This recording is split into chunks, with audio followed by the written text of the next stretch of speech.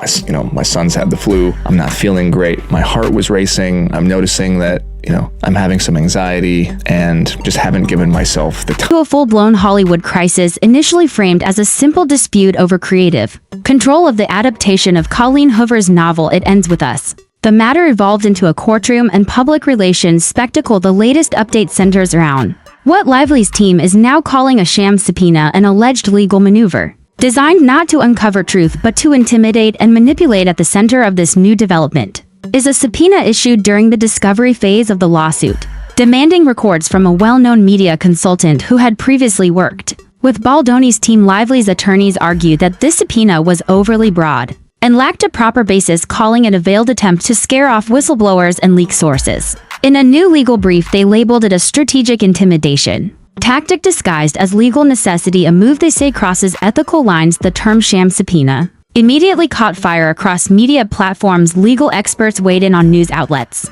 and social media, some suggesting that if Lively's claims hold water, it could constitute an abuse of process. Others pointed out that aggressive subpoenas are a standard tool in high-stakes legal battles. Still, the tone of this filing was unusually bold. It accused Baldoni's camp not just of legal overreach, but of using the court system to control narratives and suppress inconvenient truths. As with previous turns in this saga, fans and creators online were quick to respond. TikTok creators made breakdown videos dissecting the legal filings, while legal YouTubers offered point-by-point analyses of how a subpoena could qualify as sham. Reddit threads were flooded with arguments about who was right and who was pushing propaganda. Some users even started theorizing that the sham subpoena was a strategic setup by Lively's team to paint herself as the victim of legal abuse. Simultaneously, more leaked documents surfaced. This time it was a confidential email exchange between Lionsgate executives debating whether to halt further involvement in the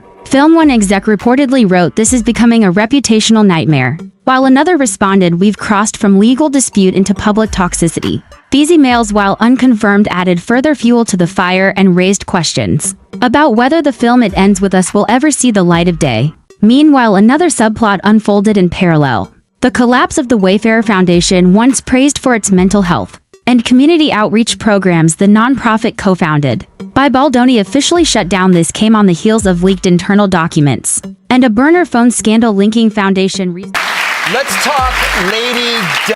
The foundation's website was wiped clean except for a single page. Due to unforeseen circumstances, Wayfarer has ceased operations. In another twist, the fallout extended into pop culture circles when Bachelor in Paradise cast members began commenting cryptically about the situation in a recent reunion episode. One contestant, known for being outspoken, said, "It's like watching a love story fall apart in real life. All that glam and all that pain." Fans immediately tied the statement to the Lively Baldoni feud. Despite no names being mentioned, the Bachelor in Paradise connection may seem distant, but it's emblematic of how widespread the impact of this legal war has become. Hollywood insiders now treat the case as a cautionary tale. Some Rob Liefeld drew Lady Pool based on he and his wife watched Gossip Girl. Yes. Drafting what some call lively clauses to prevent similar power struggles. Even as these dramas unfold, the core issue remains unsolved. The fate of the film. To separate cuts of It Ends With Us reportedly exist, one championed by Lively portraying Lily as resilient and glamorous,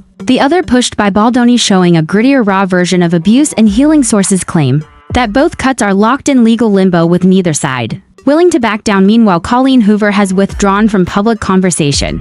She has refused interviews and canceled appearances, including a major book convention. Her representatives issued a single statement saying she remains committed to the story's truth, but had no further comment at this time. Rumors suggest she may revoke adaptation rights if the dispute isn't settled soon, a possibility that could permanently bury the project in Hollywood. Silence is rarely without meaning. The fact that both Lively and Baldoni have disappeared from public view suggests the stakes are higher than ever. Lively reportedly canceled a Netflix project, citing mental fatigue. Baldoni is said to be on a spiritual retreat abroad. Their legal teams continue to file motions, but public statements have stopped entirely.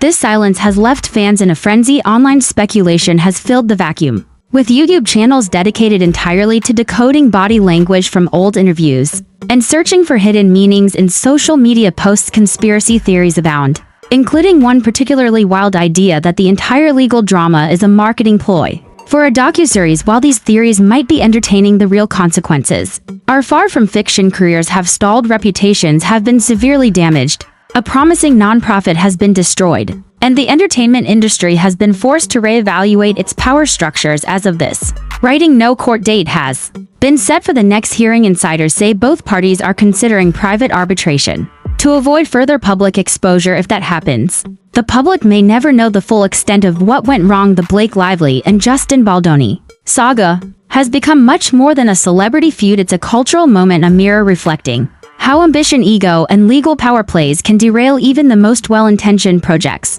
And with each new twist, it's increasingly clear this story is far from over. In the weeks that followed the exposure of the so-called Sham subpoena, the fallout only deepened. Whistleblowers who had been cautiously cooperating with Lively's legal team began to speak more openly, though still under the cover of anonymity. One former assistant producer said in a leaked statement, "What we were told on set and what was happening behind closed doors were two different realities." A former legal consultant affiliated with Wayfarer Studios alleged that internal discussions often focused more on public optics than resolving creative disputes.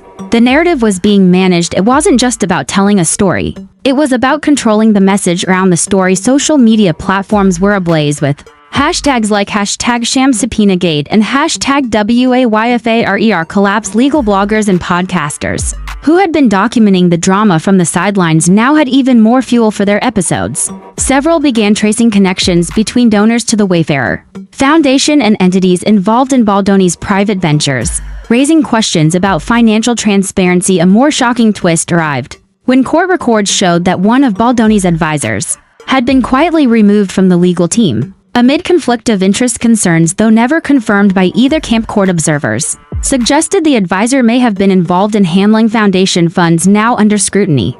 The removal came just days before another batch of confidential documents was leaked online. These documents appeared to outline a contingency plan, referred to internally as Operation Sunset, which detailed ways to salvage Baldoni's reputation in the event of total fallout. Items listed included the possible pivot to a redemption-centered documentary, the rebranding of Wayfarer Studios into a new LLC, and even the early-stage recruitment of a ghostwriter for a memoir. Though many critics dismissed the leak as a hoax, others noted that elements of the plan mirrored public actions Baldoni had already begun taking. Meanwhile, pressure mounted on Lionsgate to make a final decision on the film. Industry analysts speculated that the studio was considering dropping the project altogether and absorbing the financial loss. An anonymous executive quoted in Variety said, "It's like trying to save a house in the middle of a wildfire. Everything around it is burning." Back on the internet, fan factions grew more divided. Some supported Lively for standing up to what they saw as institutional gaslighting. Others defended Baldoni, arguing he had tried to maintain artistic integrity in the face of celebrity interference. A third, quieter group expressed sorrow that a film centered on healing had turned into such a damaging experience for everyone involved. In late June, a surprise filing reignited the headlines. Lively's team submitted a motion to compel discovery of all communications between Baldoni's production company and certain online influencers. The implication was clear: they were investigating whether the social media narrative had been coordinated to discredit her. At the same time, the Writers Guild of America issued a statement condemning the growing trend of studios enabling character assassination through backdoor media leaks. Though the statement didn't name names, its timing was widely interpreted as a reference to the Lively Baldoni case. Adding to the mounting pressure, a former cast member from It Ends With Us spoke anonymously to a journalist at Rolling Stone, claiming that the set became a place of fear and that many felt forced to choose allegiances. There were whispers that if you sided with the wrong team, your scenes would mysteriously get cut, with rumors swirling that private arbitration might begin in July. The public may soon be shut out from further updates, but until then, the cultural impact of the case continues to ripple outward. It's reshaped conversations about celebrity influence, legal overreach, nonprofit accountability, and the fine line between passion and control in creative projects. For now, the only thing that's certain is that no one involved will walk away unscathed.